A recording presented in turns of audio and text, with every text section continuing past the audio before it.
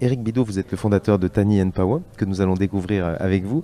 Mais on se rencontre aux Francopholies de Spa, où vous avez présenté ce projet.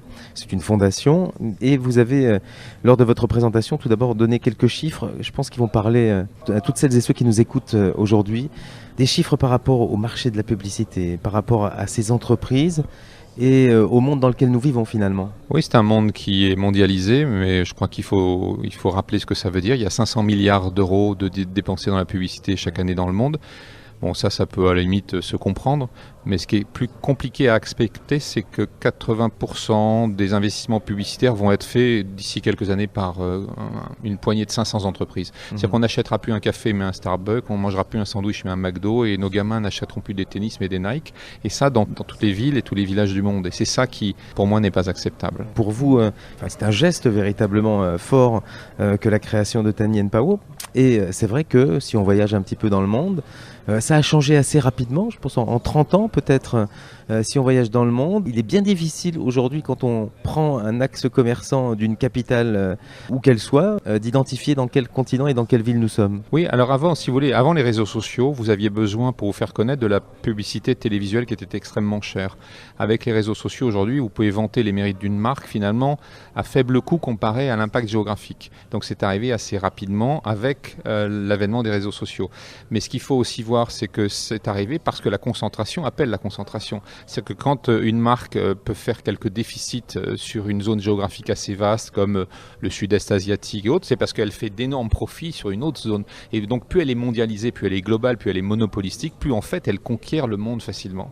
Et donc on est arrivé actuellement à quelque chose qui moi me semble très dangereux pour la diversité de la consommation, mais diversité aussi de la culture et diversité de l'éducation, parce que la publicité, ce sont évidemment nos gamins qui sont en face, et c'est eux qui consomment, tout comme nos familles consomment. Donc les rues commerçantes de Rio de Janeiro et de Francfort et de Taipei se ressemblent, et ça c'est pas bien. Et on va boire un café, enfin moi je sais que je n'y vais pas, mais on va boire un café dans la même enseigne, où qu'on soit dans le monde aujourd'hui. Oui Thierry, alors le problème c'est que, pourquoi on en est là? C'est parce que il faut dire que les grandes marques, les grandes chaînes ont des avantages par rapport aux consommateurs, parce qu'elles ont une puissance de feu, de conception, de médiatisation, de remise en question que les entreprises de taille moyenne n'ont pas. Et c'est tout l'objet du projet de Tiny and Power, c'est de réarmer, de redonner des puissances de réflexion, de médiatisation et de communication aux entreprises internationales de taille moyenne. Et c'est tout l'objet de cette fondation. Voilà, et ces entreprises, ces grandes entreprises qui ont des engagements et des soutiens dans la culture notamment. Alors, moi je crois, si vous voulez, qu'il faut rappeler une chose. Qui ont des fondations d'ailleurs. Oui, alors elles ont des fondations, mais aujourd'hui, si vous voulez, l'artiste, si je puis me permettre, il y a un rapport européen de 2011 qui est très intéressant, qui dit, voilà, les États n'ont plus les moyens de soutenir des politiques culturelles audacieuses et ambitieuses, parce que de toute façon, il y a la crise qui est passée par là. Mais ce qu'il faut rappeler, c'est qu'en même temps, les fonds d'investissement réclament des taux de rentabilité importants, et donc les entreprises n'ont plus non plus les moyens de jeter de l'argent par les fenêtres. Ça veut dire quoi, jeter de l'argent par les fenêtres? Ça veut dire investir des sommes qui n'ont pas de retour sur investissement immédiat. Or, la culture n'en a pas, et c'est pour ça que dans le même rapport de 2011, il est marqué qu'il n'y a pas de possibilité pour les entreprises d'investir, sauf dans des grands événements ou des grandes choses très luxueuses, prestigieuses. Et on voit bien que l'entreprise de taille moyenne, mais également l'événement culturel de taille moyenne, même s'il est national ou multinational, bientôt n'existera plus. On le voit aujourd'hui, on est au Franco, de quoi on parle? On parle d'argent, de financement. Et donc il va falloir trouver d'autres moyens. Et Tiny and Power invente un nouveau moyen qui est de rapprocher le monde de l'entreprise et le monde des arts et des artistes, pour que une puissance nouvelle, je dirais une capacité nouvelle, soit donnée aux entreprises de taille moyenne. Parce que sinon, ce sont des artistes, et alors des artistes qui pourraient ne pas émerger, et des événements qui sont appelés à disparaître. Oui, alors il va falloir se reposer la question de quelle est la place de l'entreprise et quelle est la place de l'artiste. Et moi, je suis pour que les deux se parlent dès la conception d'un produit, dès la conception d'un plan de développement, parce que l'artiste peut, par une tournée, symboliser un essor géographique. Il peut aussi, par une prise de position sociale ou politique, inspirer le chef d'entreprise dans les décisions qu'il va prendre au niveau stratégique de l'entreprise. Alors on a fait évidemment des choses pour démontrer que c'était possible et faisable. On n'est pas des doux rêveurs. D'abord, moi j'ai la chance d'avoir eu une entreprise de conseil, que j'ai toujours d'ailleurs, mais qui est maintenant un peu plus en sommeil, puisque Tiny and Power devient le projet numéro 1.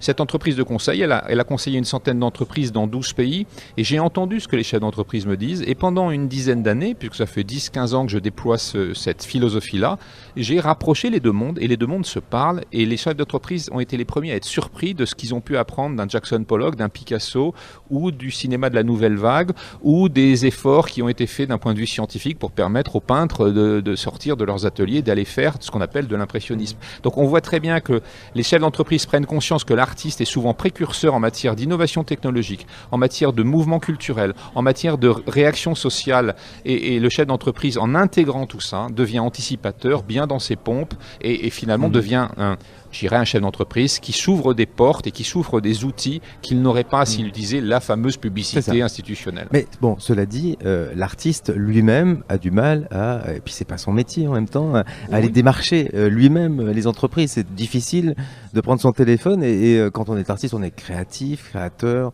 Donc on est moins commercial, donc on ose moins peut-être démarcher ces entreprises. Et c'est là où vous arrivez. Oui, c'est ça.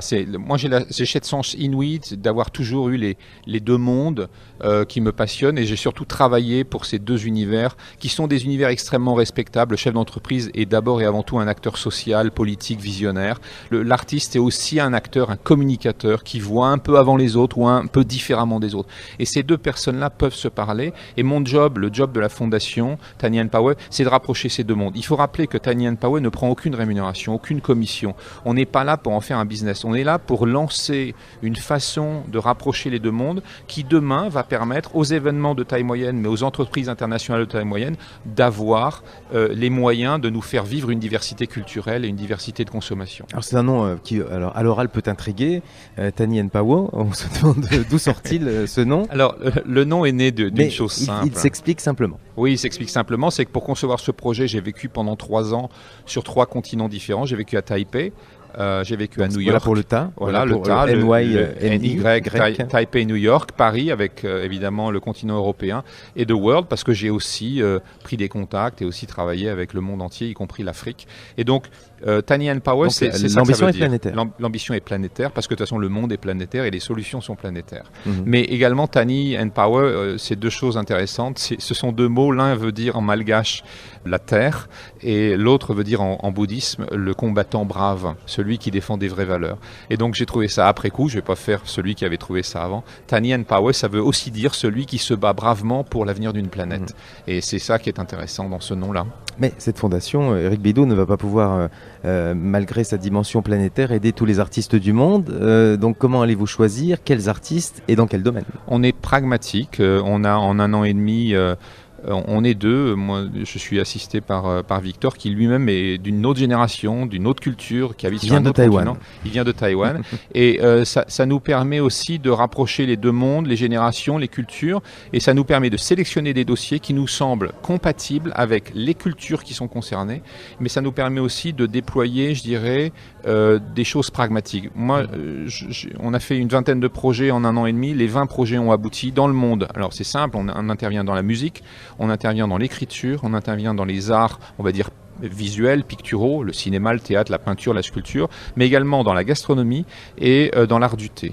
Alors pourquoi on tient à ce que ce soit vaste, très varié. C'est varié parce que à chaque fois on essaye de comprendre quelle est la problématique de l'entreprise et comment un des artistes dans l'un des 5 domaines va pouvoir s'insérer efficacement sans se trahir, sans modifier son travail, s'intégrer dans une stratégie d'entreprise et être sur un partenariat durable. Donc on a déjà fait des courts-métrages, on a déjà aidé des gens à écrire des livres, à diffuser des œuvres cinématographiques ou des œuvres de peintres et c'est ça notre travail. On a aussi démontré que l'entreprise peut revisiter la culture d'autrefois et se constituer un patrimoine historique, des livres, des peintures qui, il y a 200 ans, 150 ans, avaient des vraies significations sociales, politiques, stratégiques que l'entreprise peut se réaccaparer aujourd'hui. Et cela en regardant à la dépense et parfois sans atteindre du tout des sommes astronomiques. Non, parce que j'ai la chance de ne pas être riche. Donc, il a fallu... Moi, je me dis, oh là là, tout ça, ça doit être des budgets énormes. Non, ce ne sont pas des budgets énormes. Si vous voulez, nous avons dépensé, j'ai pris dans ma cagnotte personnelle, tout le monde me demande d'ailleurs pourquoi j'ai fait ça, mais je pense qu'il faut à un moment donné montrer l'exemple. J'ai pris 35 000 € dans ma cagnotte personnelle et j'ai donc financé 18 actions dans 5 pays sur 3 continents et dans 5 formes d'art. Donc c'est-à-dire que j'ai touché à toutes les formes d'art. Et il faut savoir que 35 000 €, ça représente finalement 20 personnes à Roland-Garros pendant 2 jours qui, pardonnez-moi, mais mangent des cocktails et qui le lendemain disent merci beaucoup. Ils boivent les cocktails plutôt. Oui, ou boivent des cocktails. Oui. Mais donc, sincèrement, le feu de paille de Roland-Garros, il ne m'intéresse pas beaucoup parce qu'à la fois, c'est un feu de paille sur 20 personnes, ça n'a pas d'impact, ça ne fabrique pas un patrimoine pour l'entreprise, mais en même temps, ce qui est dommage, c'est que ça finance les événements que les gros monstres qui sont en train de manger la planète organisent justement pour être encore plus présents sur cette planète. Donc, laissons tomber les Roland-Garros et les grands événements qui sont financés par les grandes marques et montons avec des artistes, des événements, des dynamiques autour de l'artiste et de l'entreprise, et c'est ça qui est gagnant pour nous. Est-ce que ça existe déjà sous une forme proche ou dans d'autres pays? Je ne connais pas d'équivalent. Ce que je connais, c'est beaucoup le mécénat et le sponsoring, mais je ne crois plus à ça. Demain, les entreprises ont besoin de valeur, de création de valeur, et le mécénat et je dirais d'une manière générale, le sponsoring ne pourra jamais plus être gratuit stratégiquement. Il faudra que ce soit efficace. Donc je n'ai pas connaissance, ça existe peut-être, mais je n'ai pas connaissance que Tiny & Power ait d'équivalent dans le monde. D'ailleurs, nous allons envoyer ce dossier à des gens qui sont finalement des philanthropes et qui aujourd'hui cherchent des projets de philanthropie, mais également de fondations un peu différents des autres. Et nous allons essayer de nous rapprocher de ces gens-là, voir si ça peut les intéresser. Mais vous risquez, en même temps, vous attendez bien sûr des propositions des artistes qui viennent vers vous, mais vous risquez d'être submergé de demandes. Oui, j'espère qu'on aura beaucoup de demandes des artistes et de propositions, mais j'espère qu'on aura aussi beaucoup de demandes des entreprises, parce que mon travail, c'est aussi de contacter les entreprises pour qu'elles prennent conscience de la puissance stratégique de 35 000 euros en 18 mois, comparé à 2 jours, 20 personnes en train de manger des petits fours et regarder des matchs de tennis. Je pense qu'il faut qu'ils comprennent, ces chefs d'entreprise, qu'eux aussi ont un immense intérêt à défendre cette valeur de multiculturalité, de multigénération, de je dirais, respect des cultures régionales et locales, et que tout soit pas mondialisé dans les mains de 500 personnes. C'est ça, et on peut venir vers vous, pas juste en venant des capitales, mais des régions, mais bien entendu. Des Mosellans peuvent prendre contact avec vous. Les Mosellans peuvent prendre contact avec nous, et les entreprises également de Moselle, mais également de la grande région, peuvent prendre contact avec nous, parce qu'il y a aujourd'hui des potentialités à la fois pour les artistes, mais également pour les entreprises de taille moyenne. C'est ça qu'il faut aussi faire savoir et faire connaître, c'est que le chef d'entreprise peut nous contacter et l'artiste peut nous contacter, parce qu'on a vraiment aujourd'hui des schémas qui sont très performants et surtout gagnant-gagnant pour les deux.